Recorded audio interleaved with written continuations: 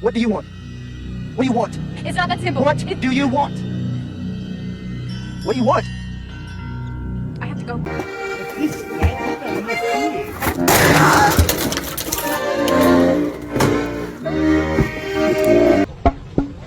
Yakin. Tahan napas, tahan napas. Oh, hi. Hope you like the new setup. Don't worry, the old little icon or older TV won't go away. I'm sure you'll see it at some point, but there's a transition. Do you yearn for intimate dedication and connection to one human being and forming a mutual bond of self-sacrifice and love? We got a cheating arc, love triangle, and miscommunication. Your pick. 1085, next window. I watched Wuthering Heights, and let me tell you, I think Miss Bronte would be pissed. You know, I never realized a danger cliff sign meant pool open. What is up with modern romance writing? Alright, I mean, I won't lie, I love a good rom-com. Every now and then, How to Lose a Guy in 10 Days, 10 Things I Hate About You, The Proposal, Crazy Stupid Love. When I surf the interwebs for my next love-pilled story to fix and fill the void with fantasy, I have to sift through gallons of sludge to find a piece of media that doesn't have, or at least have minimal amounts of cheating. Like I'm 10-year-old me sifting through the Walmart movie cage to find the Dragon Ball Broly movie DVD. It's not in there, bud. When I sit down with a glass of whiskey and the vivid feeling of my bones marching towards their mid-20s, I want a wholesome, fun, and innocent movie about two people that hate each other, that fall for each other, and some funny jokes along the way.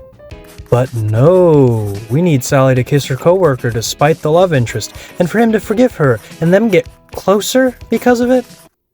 The hell is that? Wuthering Heights. A cautionary tale about obsessive and poisonous desire impacting and tearing people's lives apart. Wuthering Heights 2025, a seductive tale about obsession and forbidden passion promoting taboo indulgence.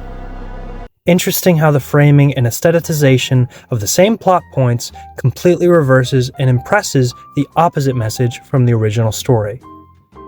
But hey, this is just the culmination of years of this trope slowly growing more and more common, and now it's become almost a requirement. The Materialist. A movie about a woman whose loser ex, who has a heart incapable of connection, battles an anime base of a person with all the right tick boxes for a desirable suitor. Guess who she goes with? Yeah, go ahead, guess. Now, implications of this aside, the example is for the love triangle. What a glorious representation for our roster culture and just delectable slop to gobble up. I completely gobbled it up. It was so well done, and all of you play a part in that chemistry. Vanessa Sue is a soon-to-be mom who's gonna be Oh no, I've got so many options. Gosh, this is so stressful. This is basically the equivalent, with good color correction, to the incel forums for best harem animes. Like, bro, I don't know about y'all, but this only stresses me out. Anytime there's a love triangle or cheating, I'm only ever yucked out, dude.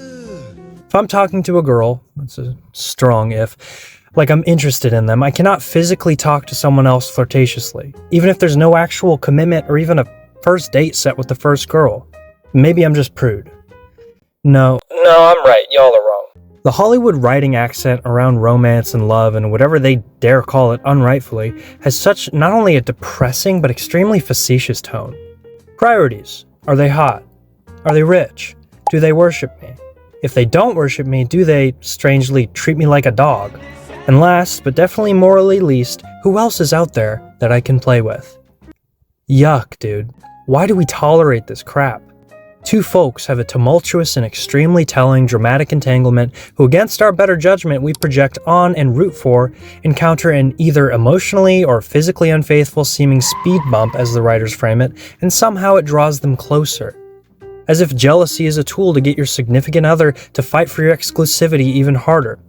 Even if said fidelity was a core agreement, and is a core agreement, to virtually every romantic partnership. But ooh, taboo is hot, moral degeneracy is sexy, and it actually breeds deeper passion. No, it doesn't. And no, it's not hot. It's like the psychology test of leaving a kid in a room with a marshmallow saying they can have two if they don't eat the first after 5 minutes. Except the two is one and the one is the...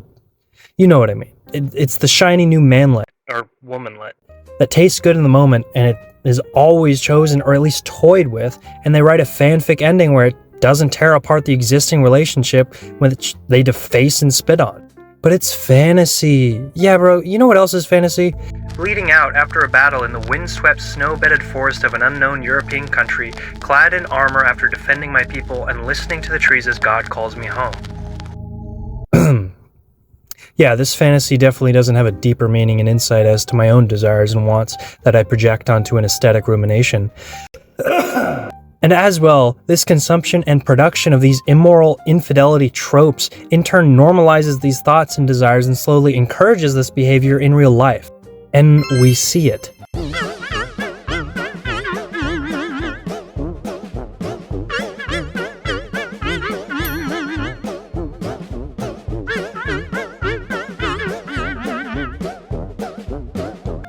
Now, obviously, as someone who hasn't been on a date in 6 years, I'm the perfect person to talk about things like romance.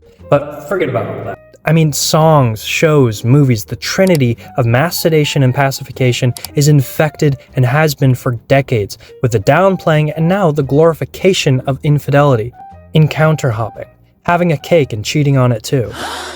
Books with 5 masked men, all of which are overly protective and battle it out for your name while you're reading graphic scenes on your Kindle on the subway. Movies about a guy who's addicted to drugs and sleeps around, who's softened by the gentle girly girl and falls in love with her, whom also happens to have a husband and kids at home. Songs about how many girls you saw the night before and naming them off like a roll call at BYU. What a rancid foothold this so-called trope has taken.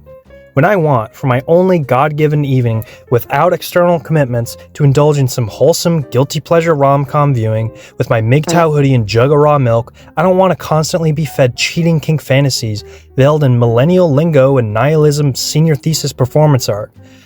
Ugh. That was a mouthful. I want a true love-pilled, self-sacrifice...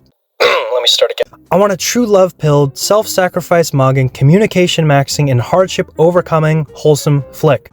With funny writing and cute moments, and when it's over to be confronted with the disappointing reality check of my face and my phone's black screen. How about you? Now obviously this kind of media is more female targeted, but lots of popular songs and the male targeted pill-centric echo chambers do this towards guys too. Maybe I'll talk about that in a future video, but just talking about this topic, it's inevitably going to feel imbalanced one way, but that just comes with this specific subject. And I'd love to hear any female viewers' thoughts on this and what y'all think, as well as the guys. Thanks for watching. Do like and subscribe, comment, I'll do all the YouTube button stuff, and let me know what you think in the comments. It's sort of an open discussion, I guess. Goodbye.